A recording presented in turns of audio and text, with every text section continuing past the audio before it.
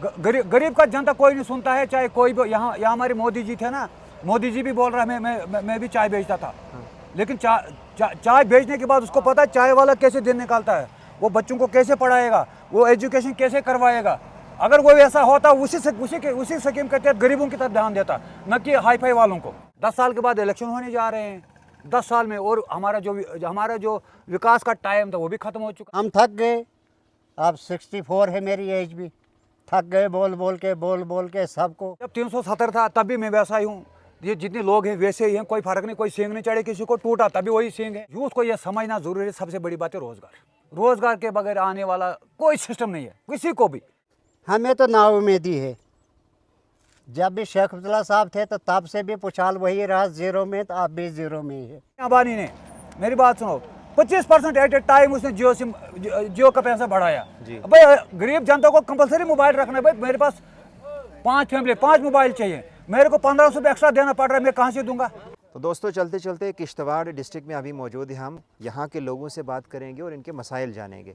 यहाँ के लोकल मौजूद हैं। जी आपका नाम? मेरा नाम रमेश चंद्र शर्मा है, मैं एक्स प्याराइज हूँ, पेंच अपर पुछाल से, वार्ड नंबर 3 से। लेकिन जैसे अभी आप मीडिया यहाँ से आ रही है, हर बंदा पूछ रहा है भाई मीडिया आज ही के दौर में आती है, लेकिन मैंने पहले मीडिया में ये बड़े सवाल उठाए हैं, आज ही नहीं। हाँ। अब विकसित भारत है, मुझे समझ ना आ रहा है विकसित भारत क्या है। विकसित भारत सब आज की डेट में गाड़ियाँ आ रही हैं, विकसित भारत। लेकिन एक चीज़ है कि जो गरीब है, जो आवाम जनता है, वो तंग आ चुकी है। महंगाई की मार ज़्यादा है, केरोसिन गायब हो गया है, चीनी गायब हो गई है, आटा 900 ग्राम एक हेड को मिल रहा है, और गुंदम एक किलो मिल रहा है एक हेड को, और 3 किलो चावल फ्री दे रहे हैं। जहाँ तक मेरी ये राय है कि मेरी यही राय है गवर्नमेंट से कि ये फ्री मत करो, लेकिन पेट भर खाना गरीब को दे दो। सबसे बड़ी बात है पेट भर खाना। तो मुझे याद है, मैं बेकार बंदा हूँ, प्याराज में हमें देते 33 रुपये दिन का। अच्छा, कितना प्याराज 33 रुपये दिन का। मुझे बच्चे पढ़ रहे हैं, उनकी फीस इतनी है। आल जो भी गरीब बंदा है उसको जैसी मेरी हालत है वैसी उनकी हालत भी है। लेकिन मुझे लग रहा है कि जो आगे हमारे कैंडिडेट जाते हैं ना, ये सच नहीं बोल रहे हैं, उधर एक्चुअल क्या है। वो भी हमारे तरह होते हैं, जब वो बन जाते हैं ना, उसके बाद उनको रोड नहीं दिख रही है, जंप कहाँ है, क्योंकि उनके शाकर बड़े बड़े होते हैं, उनको जंप नहीं दिख रहा है। पैदल चलने वालों को पता रोड क्या होती है। आप इस सड़क की भी बात कर रहे थे, जो इस गांव की सड़क की बात कर रहे थे। सर 40 साल पहले इस सड़क का बुनस्तान टू पुछाल है, महतलन पुछाल है, इसको ये PWD के पास थी, तो अपग्रेडेशन के लिए ये PMJSY को दी गई। अच्छा, तो 40 साल पहले लोग कंपनसेशन ले गए हैं।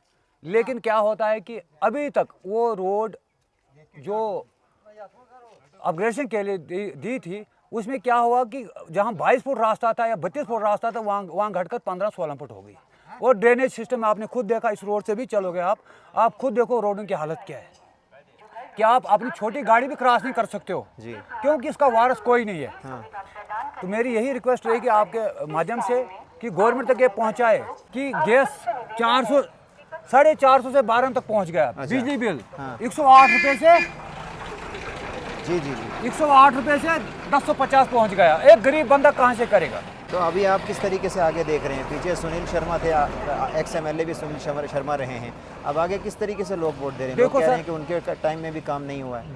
देखो सर, एक चीज़ है ना, चाहे सुनील शर्मा हो या दूसरा मंत्री रहा हो, ये सिर्फ अपने हाई फाई के लिए बनते हैं, बाकी गरीब की जनता के लिए कोई सेवा नहीं होती है। गरीब का जनता कोई नहीं सुनता है। चाहे कोई भी यहाँ हमारे मोदी जी थे ना, मोदी जी भी बोल रहा है मैं भी चाय बेचता था। लेकिन चाय बेचने के बाद उसको पता है चाय वाला कैसे दिन निकालता है, वो बच्चों को कैसे पढ़ाएगा, वो एजुकेशन कैसे करवाएगा। अगर वो ऐसा होता उसी स्कीम के तहत गरीबों की तरफ ध्यान देता, न कि हाई फाई वालों को। यहाँ अंबानी ने, मेरी बात सुनो, 25% एट ए टाइम उसने जियो का पैसा बढ़ाया। भाई गरीब जनता को कंपलसरी मोबाइल रखना है। भाई मेरे पास 5 फैमिली, 5 मोबाइल चाहिए, मेरे को 1500 रुपये एक्स्ट्रा देना पड़ रहा है, मैं कहाँ से दूंगा।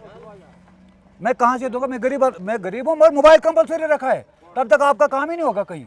अब बच्चे को भी देना है, उसको पढ़ना है, उसको ये करना है, भाई कहाँ से देंगे इतना पैसा। या तो रोजगार दे दो सबको, रोजगार दे दो, किस ढंग से रोजगार दे दो वो करो, या इंडस्ट्रीज लाओ, कुछ करो। अब यहाँ रोजगार जीरो है। जम्मू कश्मीर में तो कौन सा रोजगार है, मुझे बोलो। जम्मू कश्मीर कोई रोजगार नहीं। जाओ दिल्ली में, राजस्थान जाओ, हर जगह वहाँ पढ़ा लिखा बच्चा कहीं कारोबार फैक्ट्री में करता है यार।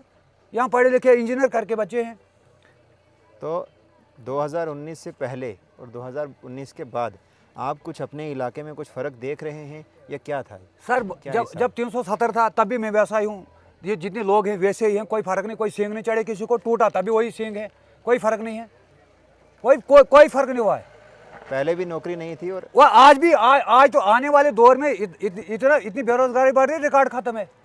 अब प्रोजेक्ट, मैं भी प्रोजेक्ट में रहा हूँ 2001 में, मैं भी रहा हूँ जेपी में। उसके बाद में मैं अपनी अब गंठी लेकर चल रहा हूँ आज, क्योंकि आज की डेट में प्रोजेक्ट कल परसों मेरी तरह ये भी दरबदर हो जाएंगे। मेरी इस वक्त उम्र है कम से कम 58 साल, मैं भी कंपनी में था, ऐसे में मेरी तरह ये भी दरबदर हो जाएंगे छोटे बच्चे इंजीनियरिंग कर करके। प्रोजेक्ट कब निकलेगा? 4 साल 5 साल यही निकलेगा ना, उसके बाद जाएंगे कहाँ?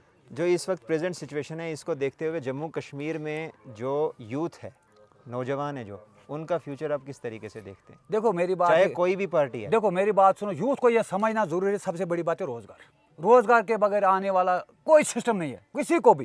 रोजगार के बगैर यहाँ कुछ नहीं। जो एम्प्लॉयज है, इसको जो 30,000 लेता था वो आज 80,000 ले रहा है। उससे तो पूरा गाँव का परिवार चलेगा। तो वो अगर वोट दें तो वो क्या सोच के वोट दें? उनको सोच समझ के देना रोजगार पे। रोजगार पे सबसे बड़ी बात है रोजगार।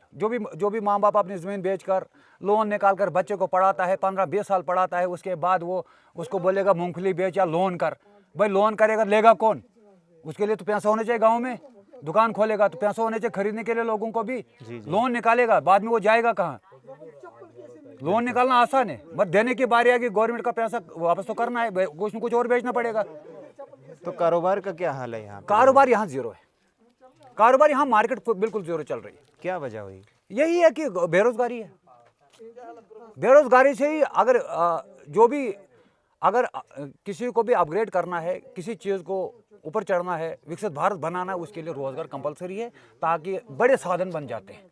10 साल के बाद इलेक्शन होने जा रहे हैं, 10 साल में, और हमारा जो विकास का टाइम था वो भी खत्म हो चुका है। अब क्योंकि बार आ रहे हैं लोग, 3 बार कर देंगे उसको, मगर इतने ही कोई करेंगे। कितने? 8 फुट को करेंगे लोग, बाकी कबाड़ में जाने दो। ये आप देख रहे हैं, इधर हालत देखें रोड की, ये रोड की हालत है, कैसे काम चलेगा? पिछले 10 सालों में अगर इलेक्शन नहीं हुए तो लोगों के किस तरीके के नुकसान हुए? जो यूथ है, जिसने अगर कोई पढ़ा लिखा था, उसकी नौकरी का, बाकी उसको आप किस तरीके से देखो, जो 10 साल में हुआ है, अगर यूथ को समझ आएगा। अब यह कोई सीजन पे आज की डेट में कोई ले रहा है 20,000 23,000, लेकिन मेरा ये आने वाला दौर कह रहा है कि भाई जैसे मैं रो रहा हूँ, आने वाले दौर जितने भी यूथ है, मैं भी यूथ में था, क्योंकि मैं भी यूथ ही था पहले। मैं थोड़ा बूढ़ा हो गया था पहले, 10 साल पहले आप मैं भी था। लेकिन अब सवाल ये है कि आज की डेट में जिसको खर्चा पानी निकल, वो सोचे यही दिन निकालने हैं, आगे देखेंगे फिर क्या होता है। वो मेरी तरह वो भी रोएंगे जैसे मैं रो रहा हूँ। तो जहाँ तक मुझे लग रहा है कि उनको भी समझ आएगा, जब मेरा जैसा टाइम आएगा तो उनको भी समझ आएगा। क्योंकि अगर अभी वो फैमिली के बगैर है, मेरे को फैमिली है, तो जो ही, क्योंकि वो सिंगल आदमी इस वक्त, उसको 10,000 भी काफ़ी है। लेकिन जिसको फैमिली है वो देखता है बच्चों की फीस कहाँ से देंगे और क्या करना है आगे, कैसे बच्चा मेरा कहाँ जाए, क्या कौन सी एजुकेशन करेगा। तो उस हिसाब से मुझे सोचा अपना है। लेकिन मेरी यही रिक्वेस्ट रहेगी है यूथ से, ये दिन भी नहीं रहते हैं भाई, आने वाले दौर में आप पछताओगे। इसलिए सोच समझ के वोट कास्ट करना। इसको मत देखो वो हमें ये देगा वो देगा, या और दूसरी चीज़ और है। वो सिस्टम ख़त्म हो गया कि किसी धर्म पे वोट मिलता था, वो सिस्टम ख़त्म। धर्म वर्म पे कोई वोट नहीं होगा, अब होगा बेरोजगारी पे और महंगाई पे ये वोट कास्ट करना। मेरी रिक्वेस्ट सबसे यही रहेगी, बेरोजगारी और महंगाई पे कंट्रोल जो करेगा हम उस पर वोट कास्ट करेंगे। हमारे साथ एक मकामी यहाँ पे मौजूद है, लोकल मौजूद है। जी, आपका नाम क्या है? जगदीश राय शान। जगदीश राय शान, आप इस इलेक्शन के बारे में क्या सोच रहे हैं? कैसा इलेक्शन वही बताएगा, जिसने काम किया होगा तो वो जीतेगा, जिसने काम नहीं किया होगा तो हारेगा। इससे पहले यहाँ पे कौन जीता था? सुनील शर्मा। सुनील शर्मा, वो एक ही कॉन्स्टिट्यूशन थे ना। अच्छा, किश्तवाड़ में ही था पहले ये। अच्छा, पहले 2 ही थे कॉन्स्टिट्यूशन किश्तवाड़ डिस्ट्रिक्ट में, अब 3 हो गई। ठीक। यहाँ का पानी, बिजली और इन सारी चीज़ों का क्या है? पानी आजकल 1 साल से थोड़ा आ रहा है, नहीं तो 1 साल से पहले बुरा हाल था पानी का। अच्छा, पानी नहीं था तो पहले। बिजली का क्या हिसाब है? किराए के बिजली बारे भी में आजकल काफ़ी बोल रहे थे। किराया तो बहुत ज़्यादा बढ़ गया, किराए के तो आसमान ही छू रहा है। किराए की तो बात ही नहीं, गरीब दे ही नहीं सकता किराया। आप जो आने वाला जो यहाँ पे एमएलए हैं, कैंडिडेट हैं, तो आप किस तरीके से देख रहे हैं कि वो आपके इस गांव को किस तरीके से देखें और इस कॉन्स्टिट्यूंसी में क्या डेवलपमेंट करें? आप क्या चाहते हैं? हम चाहते हैं सब कुछ हो। जो हमारा ये है, यहाँ से पहले 8th पास करके जाते थे अनंतनाग 9th में एडमिशन लेने, तब का मिडिल स्कूल है ये पुछाल। अच्छा, कब का? अनंतनाग में 9th की एडमिशन होती थी, तब का मिडिल स्कूल है। हम थक गए, अब 64 है मेरी एज भी, थक गए बोल बोल के सबको अपग्रेड करो जी, इसको अपग्रेड करो, कोई ध्यान ही नहीं दे रहा है। पुछाल की तरफ कोई गवर्नमेंट ध्यान नहीं दे रहा। अब उम्मीद है कि अभी कुछ पिछले होगा? डीसी साहब को रिक्वेस्ट की थी, मैंने ये कमीज़ निकाल के ऐसे झोली बना के भीख मांगा था। मैंने कहा यार कुछ गवर्नमेंट ऑफिस इधर लाओ, ऑफिसर कॉलोनी खोलो, जिससे हमारे गांव में कुछ तरक्की हो जाए। हाँ। तो उसकी तरफ भी ध्यान नहीं दिया। बोले जी अब वो वहाँ सेलेक्ट हो गई, वहाँ सेलेक्ट हो गई। अब क्या बताएंगे हम इसके बारे में। हमारा एक ये है सिटी फॉरेस्ट है, बर्नोइन फॉरेस्ट, अच्छा, इसका ज़्यादा से ज़्यादा आधा किलोमीटर रोड जाएगा वहाँ तक। हाँ, तमाम जितना भी किश्तवाड़ है, जितने भी स्कूल हैं, सब पिकनिक आते थे वहीं। अच्छा, इसके 5-6 साल से 10 साल से क्या मान लो 20 साल से ज़्यादा है, इतनी खस्ता हालत है कि आदमी चल नहीं सकता है।